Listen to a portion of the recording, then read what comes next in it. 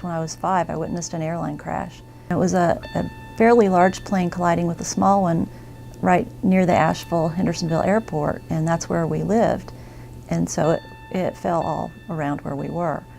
And I saw a lot of human remains in that situation. My dad was with me and answered my questions. You know, instead of being a horrific event for me, it was an intellectually stimulating event. I hate to say it that way, but it got me really curious. And so I pursued that all through my career. One thing about being a forensic anthropologist, almost everything you encounter is not the expected. Almost everything you encounter is something new and interesting. And when I was in graduate school, I really had a rich training in forensic anthropology. So I was able to follow my advisor, Paul Schuley, on his cases while I was a graduate student or a master's student. Every one of them's different, every one of them's interesting. It's usually the medical examiner or a coroner or somebody in law enforcement that calls me into it. And they do that because they have some remains. Either they don't know if they're human or not, or they know they're human and they need some kind of interpretation in terms of how the person died, what happened to them, who they were, some of the biological parameters that speak to that. I don't determine cause of death. That's the medical examiner or the coroner's job. But I can advise the coroner or the medical examiner on my findings for him or her to incorporate into the findings that come from the rest of the case. Forensic anthropology got its start in the United States back in the 19th century. Later on in the 20th century, the wars played a big role because there you had numerous sets of human remains from war dead, and it was known who they were, and it was known how tall they were. They're all measured when they go into the military. And so some of their biological parameters were already known. So some methods could be worked out on those skeletons. Later on in the 70s, the discipline really kind of took on a name and took on an academic status. And we became American Academy of Forensic Sciences. They started a section for anthropologists. There has been an increase, at least in the profile of forensic anthropology in the public, you know, because shows like Bones and CSI and, you know, mainly mainstream TV. A lot of our students come here because they saw Bones and they want to do that kind of work and be that kind of sort of, you know, I don't know what the word is, but sort of popular anthropologist, sort of a hot shot. They get in here though, and we expose them to the tedium that our field is rife with, because people don't realize there's a lot that goes on in the lab that takes time.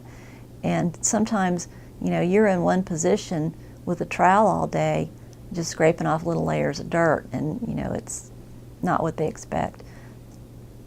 It's a field that combines hard science, biological science and chemistry, and sometimes physics, with social science.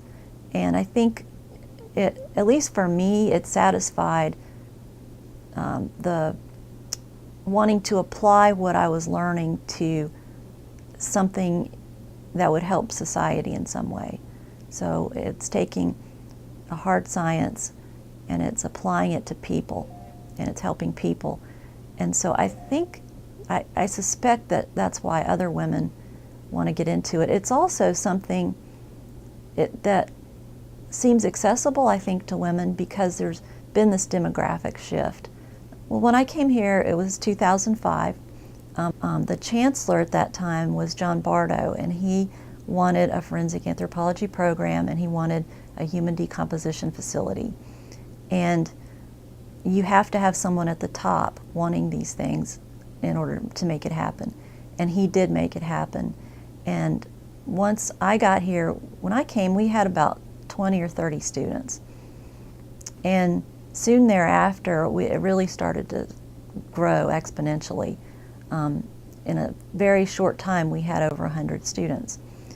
And so my contribution has been, I teach classes in, mainly upper level classes in various topics within forensic anthropology, such as we do a skeletal analyses course where the students, they're senior students, and they have a skeleton that they follow all the way through all the lab work, and they interpret. They estimate age and sex and stature and ancestry and look for trauma pathology and all these things.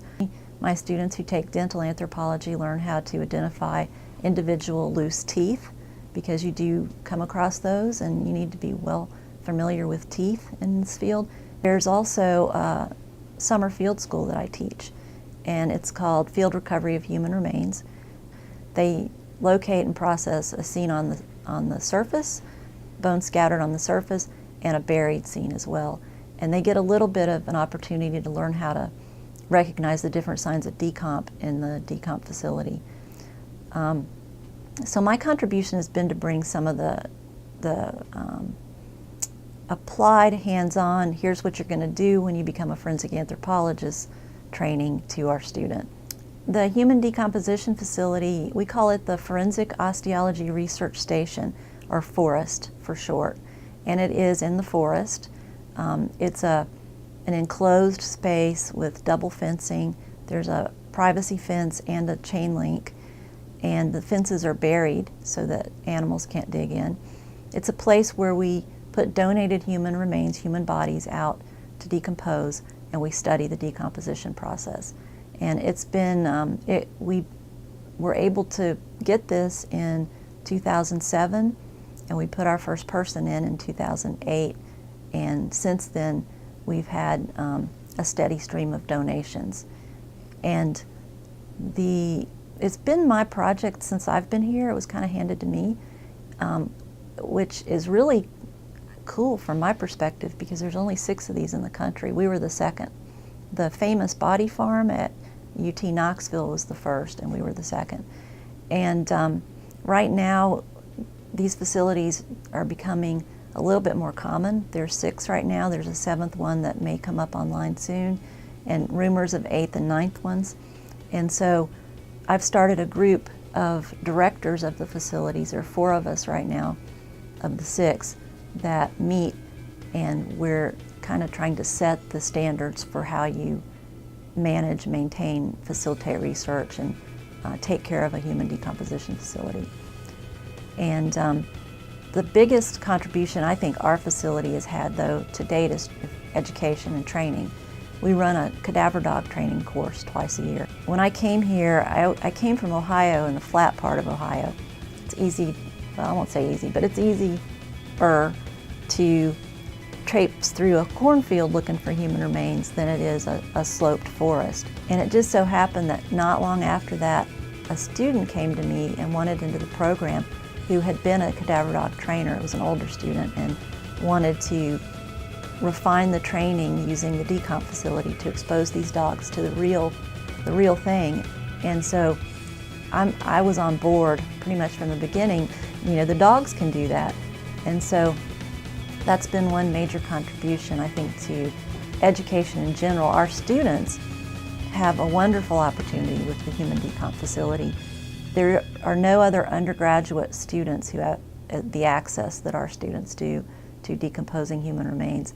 One of the strengths of our field, I think, is, and where a lot of, I guess I'd venture to say most forensic anthropologists are now employed, is with the federal government and other entities that look for remains that are the result of wars, where they want to repatriate remains to families, or mass fatality incidents, or things like the dirty civil wars that went on in South America in the past half-decade.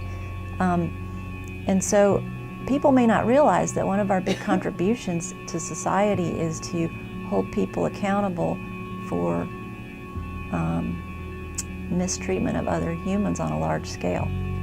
And so we can collect the evidence that is needed for war tribunals, for example, so that people can be brought to justice.